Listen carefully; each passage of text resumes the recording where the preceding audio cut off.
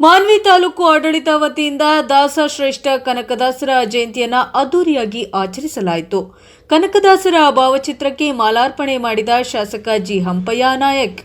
ಮಾನ್ವಿ ಪಟ್ಟಣದ ಅಂಬೇಡ್ಕರ್ ವೃತ್ತದಿಂದ ಭವ್ಯವಾಗಿ ನಡೆದ ಮೆರವಣಿಗೆ. ಈ ಕಾರ್ಯಕ್ರಮದಲ್ಲಿ ಶಾಸಕ ಜಿ ಹಂಪಯ್ಯ ನಾಯಕ್ ಭಾಗವಹಿಸಿ ಕನಕದಾಸರ ಭಾವಚಿತ್ರಕ್ಕೆ ಮತ್ತು ಮೂರ್ತಿಗೆ ಮಾಲಾರ್ಪಣೆ ಮಾಡುವ ಮೂಲಕ ಗೌರವ ಸಲ್ಲಿಸಿದರು. ನಂತರ ಮಾತನಾಡಿದ ಶಾಸಕರು, ಕನಕದಾಸರ ಆಚಾರ ವಿಚಾರಗಳು ಮತ್ತು ಅವರ ಸಂದೇಶಗಳು ಸಾರ್ವಕಾಲಿಕ ಪ್ರಸ್ತುತತೆಯನ್ನ ಹೊಂದಿವೆ.